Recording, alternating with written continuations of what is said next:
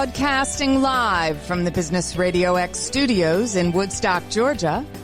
Welcome to Women in Business, where we celebrate influential women making a difference in our community. Now, here's your host. Hi, everyone. This is Lori Kennedy, and I'm your host today for Women in Business, powered by Business RadioX. Stone Payton, our producer, is also in the studio with us today, and we're grateful to have you tuned in with us. Today, we are interviewing two amazing women. We have Kara Frenkel with Moving Target ATL, and we have Kristi Choate with Choate BBQ, and we're going to get to hear about them today and what motivates them and how they got started and all that kind of stuff. So, Kara, why don't you say hi to us and tell us a little about when you guys opened and what that looked like. Absolutely. I'm Kara Frenkel. I'm the owner of Moving Target ATL, which is a mobile axe throwing business and company. And we opened our first unit in November of 2020, so dead in the heart of the COVID season. And we're fortunate enough to have a really great year, and we opened our second unit with partners of ours in October of last year. So we've got a good little bit over a year under our belt in the mobile business. And so what areas do you serve? Right now, Georgia. Okay, anywhere in Georgia. Right. Well, yeah, we try to stay a little closer to home, but we do right now. We do go off more than we really wished we would. Yeah. So that's why the expansion's coming. And so where is you guys are in Woodstock, right? We are, yes. Okay, so where is the other unit going to be Actually, the second unit is also housed here in Woodstock. It wasn't originally planned that way, but it was, the demand was needed for here. Okay, so, that's great. The third unit, though, we're looking for Southwest Georgia. Okay, awesome. Awesome. All right. Well, Christy, tell us a little about you and what all you do. I know you have your hands in lots of different things, and how Choate BBQ got started. Wow. So I'm Kristi Choate. We, along with my husband, Bryan, own Choate BBQ. We got started, little small beginnings. That's why we always say don't despise small beginnings. We started out with a kiosk restaurant in the back of Woodstock Market, which is just off of Bells Ferry in 92. So the reason for that is you have to have a commissary to have a food truck. And that was our ultimate goal, is to have a food truck. That was back in 2016, 2017 is when we got our start with our food truck. And it's just grown since the last 5 years. And also, during the pandemic, we had the blessed opportunity of opening a restaurant in Ball Ground, Georgia. So in the end of July of 2021, we opened our restaurant in Ball Ground. That's awesome. And how you also do other things, don't you? I do. I do a lot. Yeah. You work, a couple days a week, as well as trying to come up with all the recipes and help everybody figure out how to get the food out of the kitchen and that sort of thing? Absolutely. So in addition to Choate BBQ, I am an administrator at our church. I've done that for the last, it'll be 10 years in October. So I've done that in addition to Choate BBQ, in addition to being a mom and wife and all the things. You just learn to balance it all. So we actually have a great team that's in our kitchen now who, it's a baby for you. So you've had so much control over your recipes and how things are done and your processes, and being able to find those people to come into your family. And that's what we like to say at Choate BBQ, we're a family. So they come into our family, and then you have to teach them like you teach, you're just different things to your children when growing up. Not that they're children. These are bright individuals who have definitely added to our lives and added to our business. But here you're handing your baby that you've had for the last 5 years over to other people. And, it takes a lot of trust in those people. Yeah, I think that's a really good analogy, too, because it's also, and Carrie, you're going through the same thing as you guys grow.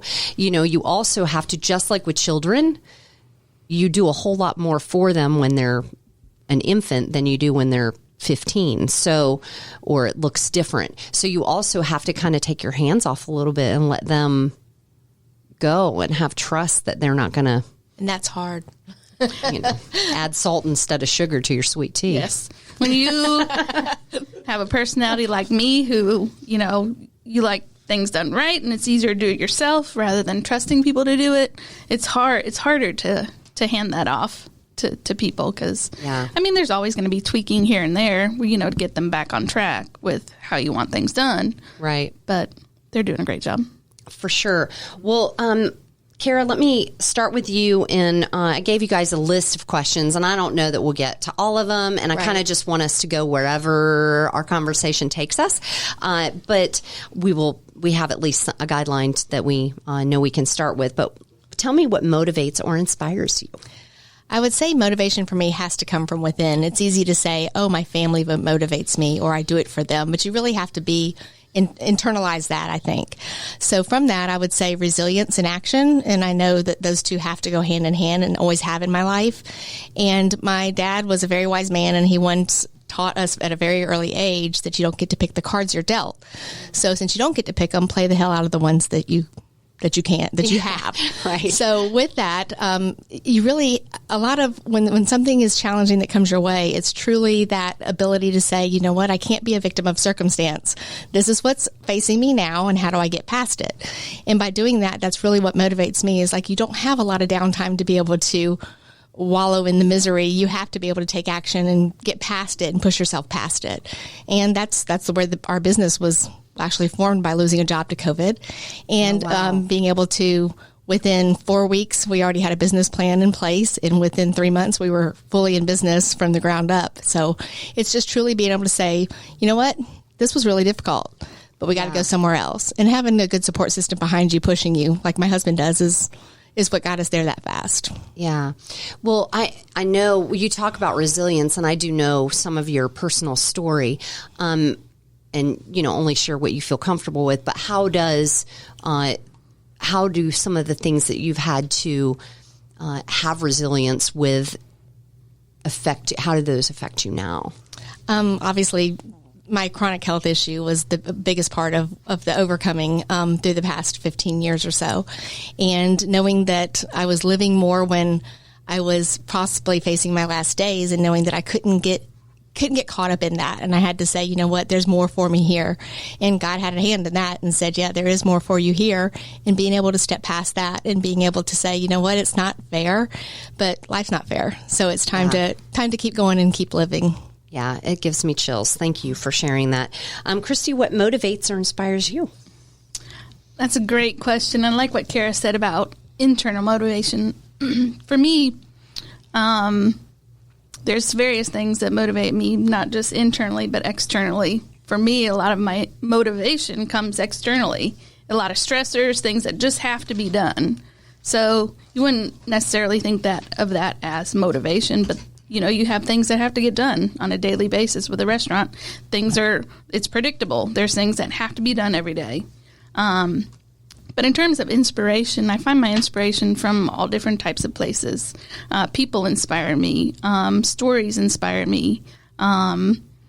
Just a beautiful day sometimes inspires me. Just seeing what God has made out in the world, and competition inspires me. So competition is a big thing. I never liked losing. I don't like losing. So wanting to win, wanting to put out there the best product you can.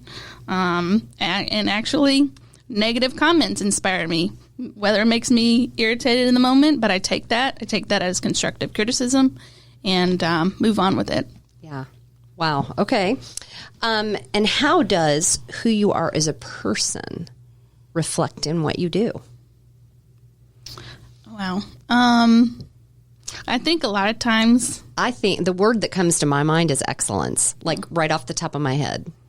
Right. So if you get caught up in that, like if you get caught in, how does that actually, implement itself in my life? I see that in everything you do. I think for me, I'm more critical on myself than I'm other people. So one, I don't a lot of times see what I'm excellent at. Because it's easier to find the faults than it is the good things sometimes. But it takes people who you have in your life to be able to speak into you. Sometimes that's what you need. You need people in your life that are speaking those things about you that you might not even see in yourself. So excellence. Like I said before, I'm a recovering perfectionist in that, you know, at some point with a restaurant, you have to hand things off. So, and it still creeps in. But again, I don't think necessarily perfectionism is a bad thing, because you always want something to be better. Yeah. Yeah. Well, you know, I know we've talked about Enneagram before, and I'm a 1, which is a perfectionist in its title, but really I think they've changed it to an improver, as they should have.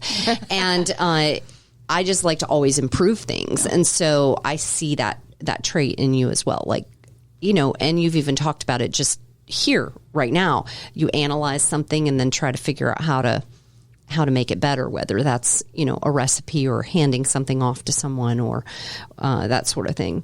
And I think also what Kara was saying is you take those trials that you have in your life, and they can either make you bitter or better. So, and we can always wallow in bitterness for a while, but it's not a healthy place to stay. So, I mean, we all have stories, and whether we frame those stories as something for our good or something that's always going to be a struggle for us, we just need to reframe those in our mind. So, yeah, for sure. So what makes your life significant, Kara, and how does that affect and feed into your work? Significance for me, I think, is just simply connection and relationship. And it's everything that we do. It's what empowers me as from families or friends or anything else. Can be very situationally, oh, that was hard, situationally connective, but it's really finding the value in those bonds of people that make you be better or want to show up and be the best that you can be. And what we do, everything that we do, is truly a connection from the moment that a customer calls us. The cool thing we get to do is we usually come into their personal lives or wherever that might be it work, be it church, be it their home or celebration, and they become our family. So it's taking that transactional status out of a business model and being able to make it much more relational and much more personal. And that's what we pride ourselves in. We don't want you to feel like you hired us. We want to feel like you like us. Well, and you think of all the details. Like, I remember I went to an event and you had Crocs in every size. So why do you have Crocs in every size? Insurance guidelines.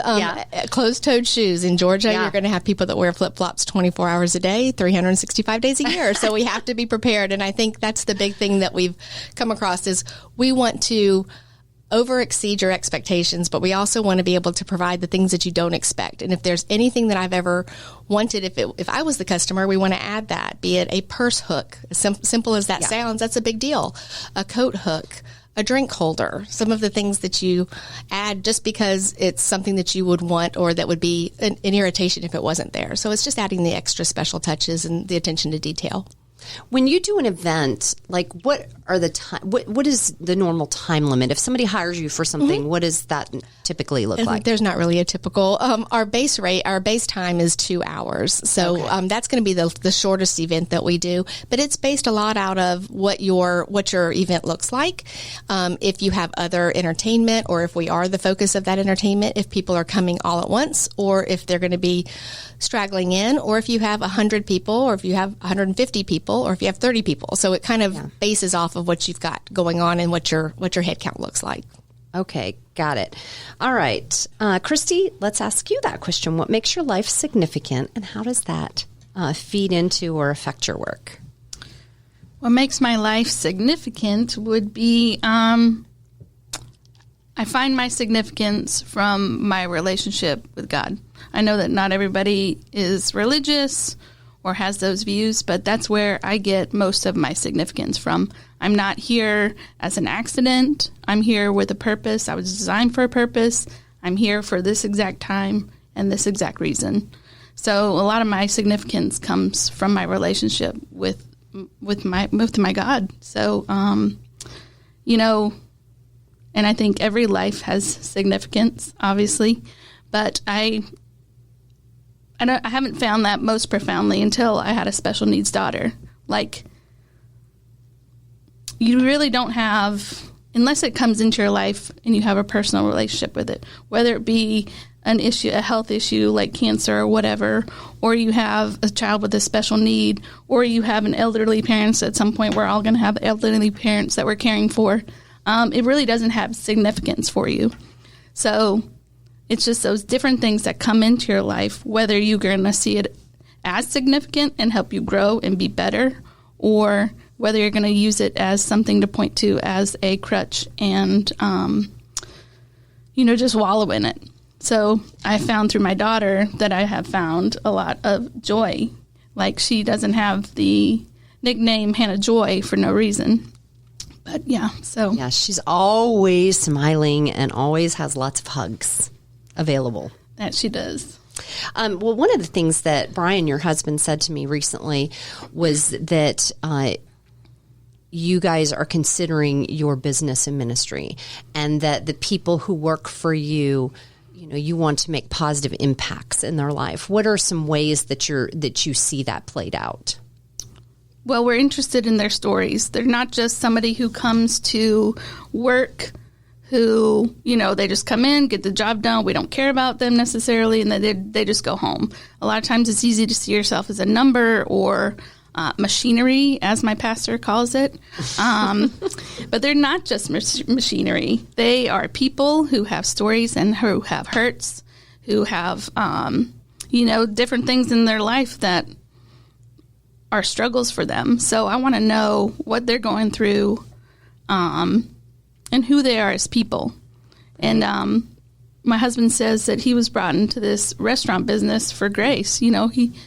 Grace is something that we extend, but we also receive. So we also want to extend that grace to people that we work with. And like I said before, that everybody that comes into our business, we're accepting them into our family. So we want to see them as family. And with family comes struggles sometimes, and you just have to work through that. Yeah, for sure. How do you use your influence in the community, Christy? Whether we think we have influence or not, we do. So a lot of times I don't think I have influence because I'm an introvert. So I like to sit back, observe. I don't like to be in the spotlight. That's why my husband is the extrovert, and he can talk to anybody. But whether we like it or not, we have influence. How I'm using that in the community, I, to be honest, don't know. Well, you teach a Bible study, or you facilitate a Bible study, and you are very consistent with that, and you are very purposeful and driven with that. Yes. So that goes into my consistency and my perfectionism. I do have a Bible study. I do go to my part-time job. I'm consistent in that. I do go to my restaurant, and I'm consistent in that. And I think people can see consistency as an influence. Well, it's definitely something that you can depend on, right? Like, I would much rather have friends that I know how they're going to react to something as opposed to somebody who's going to blow up if I'm 1 minute late or whatever, because I've never been late. Right? Never. Well, Kara, how do you use your influence in the community? We've actually started not a foundation. We've started a format of fundraising that we call Acts of Service, and that allows us to, being mobile, we can give back to quite a few different communities, not just the local community that we're plugged into. And that's been really great because it allows us to add a level of unique entertainment while people are giving back for either an organization, a cause, or a nonprofit. And that's something that we partner with a lot. We like to do that monthly, if not bi-monthly. And sometimes it's noticed that we are a big sponsor of something like that. And sometimes the best giving is when people don't know that you're involved. Yeah, that's for sure. You also have this ministry at your house that's like the hot tub ministry. We do. For girls only. I like girls. That one. Our networking moment that we have there once a month. Well, Christy, I actually thought about something as we were having this conversation. You know what I'm going to say, don't you? Maybe. I'm not sure. Go ahead. Banana pudding? Yes. Yes. Tell us about your banana pudding. So, special needs. My daughter has been involved in Special Olympics since she was in 5th grade. That's how old you have to be or what grade you have to be in to get involved with Special Olympics. So she has done bowling, she's done swimming, she's done horseback riding, and her greatest love is horses. So, but she actually had an accident about a year ago where she fell off a horse and broke her arm. But that's a side story. Hannah Joy, it's Hannah. She's always had the nickname Hannah Banana. And at a barbecue restaurant, you do have banana pudding. So we renamed the pudding to Hannah Banana Pudding. And for every Hannah Banana Pudding that's sold, $1 gets donated to Special Olympics Georgia and to BEATS, which is Bethany's Equine and Aquatic Therapy. They're out of, I believe the address is Woodstock, but it's pretty far up there in between Milton and Canton area. Okay. But that's the barn that she's ridden at since 5th grade. Wow. Yep. That's awesome. So how do you handle mistakes in your business? And give me an example. I know it feels like an interview, doesn't it? That's an interview question. I mean, food's pretty predictable. A mistake in a restaurant would be something's not cooked right, something's overdone, something's not put together correctly. They don't like it. It's always trying to please the customer. You're going to do things wrong. I mean, that's just how it's going to be. There's always going to be somebody who doesn't like something. Some things are personal preference, but, we always want to make it right for the customer. So we'll give them a refund. We'll give them a free meal. Give them a coupon to come back later. The only issue with handling mistakes is not handling them, ignoring them. Then your customer isn't feeling valued and ignored. Yeah. And that's never a good thing. I guess we have the we went on vacation together, y'all. So we just spent a whole week together, and things happen with your business when you're not there. And so I saw that your husband dealt with a customer that was not happy, and he didn't even ask, was he right or wrong? He didn't care. He just said, I don't make him happy. It doesn't really matter what happened. Right. Because in the end, you always want a customer who's satisfied. Yeah. Or not just satisfied, who has had a great experience. Yeah. And in the same token, he did ask because he wanted to know if there were things that he needed to do different going forward. Right. But he was like, make him happy. I don't care what happened. And then let's figure out what happened and see if we need to make changes, Absolutely. Yeah. What about you, Kara? How do you handle mistakes in your business? And give me an example. Oh, boy. Well, obviously, when you are a one or a two-man show, you wear a lot of hats and you have a lot of plates spinning in the air. And it's just, we're human. It's going to happen where one of those drop. Unfortunately, like you said, I'm my worst critic, so I can't get past it very easily. So the biggest thing I think is just swiftly handling the situation and being very humble and using 100% candor and just being flat out honest with exactly what happened, why it happened, and then how you can rectify it. I think also it's, I like to come to the customer with, these are some options that I think how we can handle the situation, but also ask for input. What will they be satisfied with if this mistake happened? And then it's just learning through that and knowing that you put the proper things in place so it doesn't happen again. The example that I probably, as I say, you have to give yourself a little bit of grace. I don't usually do it, and I'm still probably worried about this one. But early on, I gave a lot of credit to Google Calendar and being able to do all my scheduling through that. And the mistake happened when I realized that I double booked. When we had one unit, I double booked a event on the same date at the exact same time in different cities. So that wasn't going to be an easy one to rectify, but I had to just put that aside and say, okay, let me go to these people on a very personal note, let them know I made a mistake and take full responsibility for it. I think that's the other part is how would I want this handled if it was me?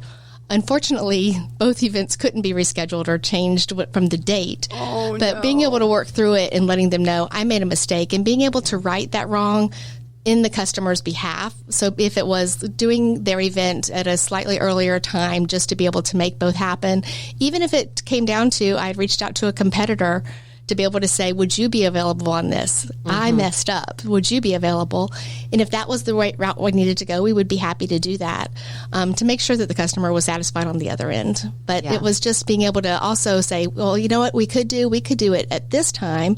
And I say, if you would do that for us, we're going to comp your event. And they're more than happy just to know that they can still feel really good about the outcome, and they were able to help us out in a really sticky situation. Yeah, for sure. Well, so I know we've talked a couple times before, and I've heard you say things about, like, what makes what you do different than your competitors?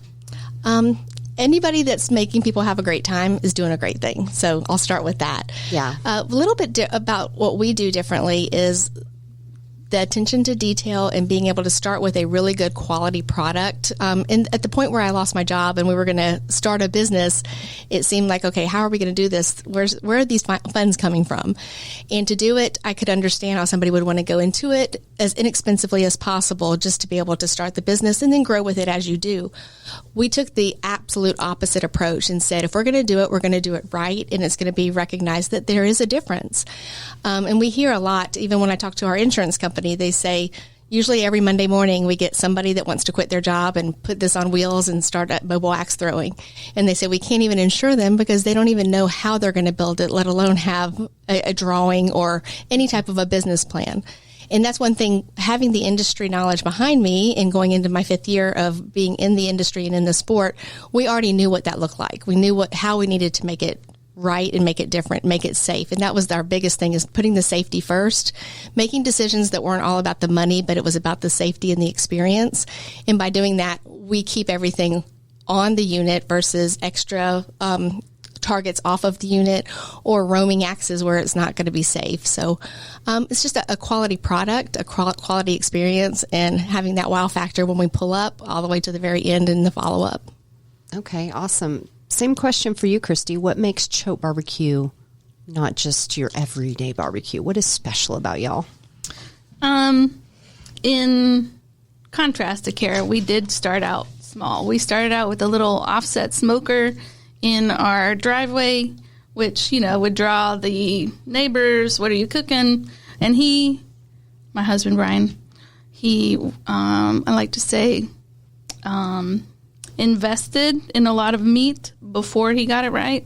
So he did a lot of things wrong before he got it right. But we've always gone into it our motto is sauce optional, simply great barbecue. So we want our product to have flavor outside of the sauces, which we already make. We make as well before you put it on the product. But it's always that attention to if it's right, if it's cooked right, if it's how it should be, if it's moist, is it dried out, is it too dark, is it too light? So it's always been doing it right the first time. I mean, you're going to get, like I said, you're going to ruin a lot, spend a lot of money before you get it right. Yeah. One of my first memories of Bryan was when he entered barbecue into a church cook-off and won it was his very first time doing something like that. And I remember how scared he was, and he was like, but I won. Yes. That was fun. So he figured out quickly that he would rather sell barbecue at a barbecue competition than to pay somebody to tell him that his barbecue is good. So it makes sense. Appropriate. He's always done the meat side of the business, the brisket, the ribs, the chicken, and I've always done the sides. I've always had a affinity for cooking. That probably comes from my aunt, going to visit her. She was a great cook. But yeah, so we're complementary in that. But yeah. What are the other parts of the business that you do versus him? I'm always curious, and I'm going to ask you the same question, Kara, because I'm always curious how a husband and wife figure out who's supposed to do what without, killing each other? Yes, that's a very great question. So him being the extrovert and me being the introvert, he's better with people than I am. I would much rather get my head to the grind and do work versus having to manage people. And I've told him that I will do whatever, but I'm not managing people. That is not my strength. That's not what I like to do. I like to do work. So, I mean, I've been on the food truck. I've made sides. I've been up late. I've been up early. I've done it all. But I also have an administrative background. So I like numbers. I like putting my hands to whatever is the back end of the restaurant to make it run. Because there's a lot in the back end that goes into it. Yeah, I mean, we've talked about things like what company do you use for payroll and what, did you get a PPP loan and all these kind of things. So I know you do a lot of the admin, paperwork, accounting, that kind of stuff. Yeah. A lot of inquiries from catering. I just do it all on the administrative side of things. So, yes. But Bryan is the day-to-day operations of the restaurant. He worked for a Fortune 500 company for 23 years, and in June, he quit his longtime job during a pandemic and went full-time into restaurant. Took the plunge. At some point in your business, you're going to have to do that. Yeah. Whether you're forced to or you doing it willingly. It was the next step to where we wanted to be with our business. Yeah, it's very courageous. It's a very courageous step. It's a very scary place to be, but yes, you're right. In order to take that business to that next level, you have to be willing to put your all into it. Yeah, absolutely. For sure. What about you, Kara? How do you and your husband divide your business? Well, my husband hasn't taken the plunge, so he still has a normal job, or what he calls a real job, which, now we laugh at that because now he has 2 real jobs. But if you asked him, he'd say, I'm the brains, he's the brawn. I would say way more than that. We both are extroverts. We both have no problem talking to customers, and it kind of works for what we do. I get the customers from the time that they're trying to get a quote all the way through the process, all of the back end. Again, a lot of spinning plates for sure. And he gets our units safely to wherever we go and does 100% of the maintenance. He did 99% of the build out of both units himself, other than the welding. And he's the MacGyver that can make he can prepare ahead for what he can think could possibly go wrong, but he is in the moment the person that can go, no matter what happens, I can fix it. And we've actually seen that happen when our winch broke right at the beginning of an event. In my head, it's like, oh, this one's canceled. And he said, no way. He went to Home Depot, he fixed it. They never even knew anything was wrong. But he also has the personality to be able to be the lead expert and be up on the trailer and having people have a great time with him. So he's kind of the anomaly that is hard to be able to get, which is why being able to find the right people to be our operators are very difficult, because you usually don't have the person that has that skill and those traits as well as the personality, and you kind of have to have both. Yeah. What is the greatest challenge that you're facing right now as a business or industry? Oh, goodness. I would have to say I'm going to go from the mobile aspect, because axe throwing it's not going anywhere. It's a worldwide sport. It's an ESPN sport. But the mobile side is newer. So that's only been around for a couple of years.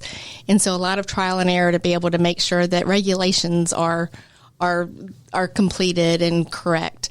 But the biggest thing would be somebody getting into the business so new without doing the proper research and the industry knowledge and knowing what those regulations are and how to be able to be safe at what you're doing and what you're building, not just jumping straight in, because we're trying to keep the integrity of mobile axe throwing at a level that we operate at and that we want to be able to sustain. And if you get somebody that's not going to do it very safely and you get one bad rap, then it's going to hurt the whole industry. So it's just trying to make sure that we can mentor and help people along the way to be able to make the decisions and be knowledgeable before they actually jump in. Who knew about axe throwing before you did this, and how did you bring that knowledge did you do it before? Yes, I was actually I was in brick and mortar entertainment for 4 years, or almost 4 years before COVID. So I ran brick and mortar, different entertainments, but axe throwing was one of those across the country. Okay. Yeah. I think you've probably told me that, but somehow I had not remembered that. I think that axe throwing, combining that at an event with alcohol would be an interesting endeavor to make sure everybody stays safe all the time, for sure. Yes. Which way do I throw this thing again? We've been very fortunate. Again, we that's our number one thing is the safety. So we've been very fortunate to make good decisions that keep people safe. Yeah, that's awesome. Christy, what are the greatest challenges that Choate BBQ is now facing as a business or industry? Can we say pandemic? So all across the board, whether it's labor, commodity cost, it's all a challenge.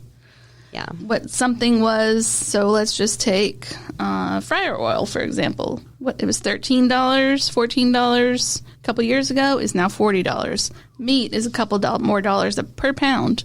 So business cost is a huge thing. And labor costs have gone up. You know, you just want to take better care of your employees, and to get that great talent, you have to pay them more. So, and a lot of times customers, they don't want to pay higher prices. But you kind of have to. They don't? No. Really? They want the same amount at the same cost. So, but we're in that unique situation that, you know, we have great customers, few and far between. They'll come in and be like, "Wow, this is expensive," but it's not McDonald's or it's not Chick-fil-A. It's a process that takes a lot longer time to produce than that. And but yeah, the pandemic, I think, is the biggest challenge. And I know it's not forever. Costs are going to come back down. Hopefully there won't be much inflation. But you know, it's just something we're dealing with for the next, I don't know how long. Yeah, we had several conversations about labor and how difficult it is to get people working these days. So I know that's got to be even more difficult in restaurants than it is in automotive, but we're struggling as well. Absolutely. Now, for the food truck, during the pandemic, we had our best sales year, period. Being a mobile business, you know, with all the restaurants shut down, people were inviting us into their neighborhoods, and so we did a lot of neighborhoods. We did more events like that. So it was a great year for the food truck, but you know, still the costs went up. Well, what are some misconceptions about your industry? Misconceptions. Well, I think I hit on one of them, is that people want the same amount for the same price. In this environment, it's just not going to happen. Yeah. I was actually reading an article today about a company in Atlanta, a restaurant group, that actually is putting a surcharge on their tickets. I mean, it's right on there for you to read, so it's not hidden. But they have, I believe it's a 5% surcharge to provide paid time off and health benefits for their employees. So every ticket, they're adding 5% to it. Now, you can opt out of that, but that's not something we're doing. But I think it's a very creative idea. Absolutely. And I think anything that you want to do with your business, as long as people know up front what you're doing, then you're better off. More information than less information. Yeah, and I think a lot of people, at least a lot of people that I know, when they go out to eat now, they tip more percentage-wise than they did before the pandemic, because they know that it's hard to keep employees working. And I think everybody knows it's hard to give them benefits. It's costly to give them benefits. So I think I would be all for, you know, if I can afford to go out to eat, then I can afford to pay an extra 5% to make sure somebody's taken care of. Right. I mean, I think that's very creative. It is creative. Absolutely. Yeah. What are some misconceptions about your industry, Kara? That's pretty easy. Axe throwing's dangerous. Especially when you combine it with alcohol. Right. We just talked about this. Absolutely. Yeah. So I think the biggest thing is, again, it's been around for a long time now. So it's not something that's just thrown together like, hey, this would be fun if we started throwing axes for a sport. It's here to stay. So I think the biggest part is, especially when you throw it onto a trailer and you're mobile, people think it's a free-for-all. People are just walking around with axes and doing their thing. And always, hey, I saw a video once. Like, we know where it's going. Hey, I saw this video once and it looked really dangerous, or it could have gone really bad. But there's a lot of things that checks and balances that you put into place to make sure that you can show them clearly that that's not the norm. And again, some of those are regulations. Our trailer is regulation distance for throwing, regulation width for throwing. It also always has somebody on the trailer. The axes are the properly selected axes and the size and the weight that they should be to make the risk a lot less than it would be if it was improper. making sure that people are going through a litmus test of getting up the stairs easily before they're going to start throwing axes.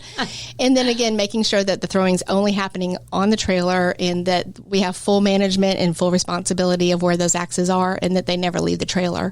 So there's a lot of checks and balances to make it a lot safer. Plus, we're totally covered with our insurance that there's no additional risk to any property owner or anywhere that we're sitting. So that gives them some type of a peace of mind as well. But once they see what we do versus what some other people do, where they'll actually build a target on the ground, and then yes, there's axes roaming around. You never can really control somebody.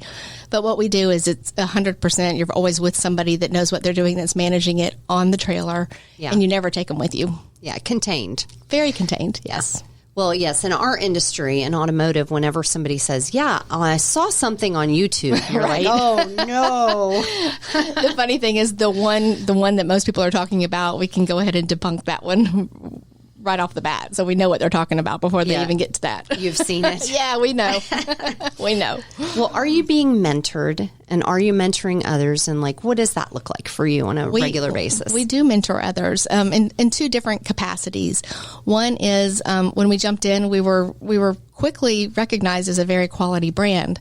And by doing that, we had a lot of people through Facebook groups and other people that are looking to get into the industry reach out to us and ask for a lot of guidance, which this is where my husband and I differ. He's like, no, we did all of that. They can too. I'm like, no, it benefits and behooves all of us to let people fall in love with the sport and to do it the right way. So there's no reason to put anything in their way of being successful because it would only hurt us as well. So it's from San Diego to 2 people in Florida, and currently somebody in Tennessee and North Carolina that we're starting to kind of help through the process and mentor along the way. I have no problem answering questions and trying to at least open their eyes to things that they don't know or even going to come their way before they make the mistakes that could possibly cost them their business before it even gets off the ground. And then our second way is through our established partnerships that we have. So our second unit is more of a, closer to my heart. It's son and daughter-in-law have bought into it and have their own unit as well. And they're doing it on a part-time basis because of his job, but being able to mentor them and actually teach them a little bit more about business in general, not just about the business that they have actually started themselves. And then obviously the new entrepreneurs that are coming up with us as well for the next units. Yeah. Although I love your answer, my thoughts go toward franchise. Yeah. We're doing partnerships versus franchise. It's just a better business model for us. Yeah. So we're partnering out versus franchising. Yeah. What about you, Christy? Mentoring? Who's mentoring you? Who are you mentoring? How does that look?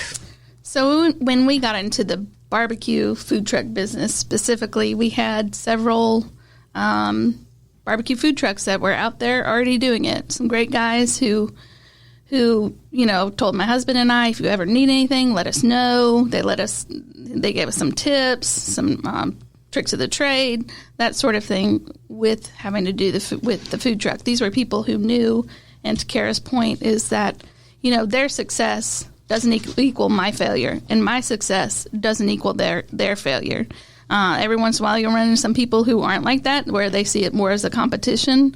But if you're putting a great quality product out there, it elevates the whole industry. It elevates the whole barbecue industry. Now, of course, my husband and I like to go wherever we go. We go to always find those barbecue restaurants where we can go, and it makes us, we're like, oh, well, we need to do this different, or it just validates to us that we're doing something right. So those were people who early on were mentors to my husband and I in our business. And when we were looking to expand from the food truck to the restaurant, we had different people from some local breweries. Spencer Nix with Reformation. He was a great asset to my husband. And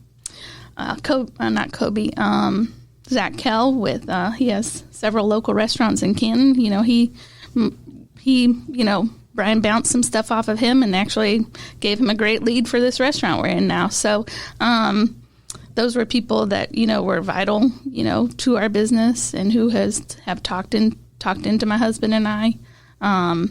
But also, in terms of other mentors, there's lots of people out that you come in contact with that can be challenging or can be mentoring you in some aspect. And in terms of mentoring other people, I don't feel like I'm mentoring other people, but that's the key there, is you don't feel like it. So again, you have influence whether you think you do or you don't. Yes. But yeah. For sure you do. Okay, just a couple more questions. And what advice, Christy, would you give to someone trying to get into a new business? Not specifically your business, but a new business. What advice would you give them? I think I said it before, is don't despise small beginnings. A lot of people want to go big or don't do it at all. I think there are entry-level points into business where you can be successful and build from there. And that's what we have seen in our business is we started small. We funded it ourselves. We didn't have any debt going into our business. And we built the food truck out ourselves. So there's different things that you can do in business where you don't have to invest a lot of money ahead of time, but you do have to invest a lot of talent and sweat equity into it. So that's what I would, some advice I would give them is don't worry about starting small. It's okay. Good advice. What about you, Kara? In business in general or business? Yeah, business in general, I think. Just because your business is so specific. It is, yeah. That I want to say, hear in general. Yeah, business in general, I think it's just, take a deep breath and believe in yourself. You can do more than you give yourself credit for, and allow the people that are your best advocates to be there to pump you up and make you feel like, you know what, you're doing a good job, and listen to them. Sometimes it's hard to hear the positive. It's really easy to hear what people are the naysayers of what you're doing. So take the risk, and be able to know that there's going to be setbacks. And that's okay. That doesn't mean it's the end of your business. So just be ready to power on past those and do it. Just do it, but make sure that you're well informed when you do, so that you're prepared for what can come your way. That's awesome. Okay, last question, and that is, how do we get in touch with you? How do we find you? How do we follow you? How do we come see you? Whatever that is, Kara, how do we do that with you? With me, you can find us at www.movingtargetatl.com. You can also email us, and that would be info@movingtargetatl.com. And then our phone number is 770-756-2937. That spells Axes, AXES, so that's easy to remember on that. How smart you are. My husband did that. He gets full credit for that. But then also, if you'll check us out on social media, we're on Facebook and Instagram, and you can really get a good feel for what we do and what sets us apart in the industry. Awesome. Thank you. Christy, how do we find you? Well, one, you can just look for the food truck rolling down the road. But that jokes aside. Yeah, no, you guys are at... you're in downtown Woodstock a good bit. We're at Truck and Tap 2 times a month. We're at several local breweries. We do all kinds of events, which is complimentary to axe throwing. But yeah, it's www.choate, CHOATE, BBQ.com is our website. And you can find us on Instagram and Facebook. Our restaurant is actually up in Ball Ground. It's 10150 Ball Ground Highway in Ball Ground. It's right on the main thoroughfare there as you're going in and through Ball Ground. And we'd love to have you come out and visit us. Awesome. Well, thank you for joining us today on Women in Business, powered by Business RadioX. Until next time, this is Lori Kennedy reminding you to keep learning and growing.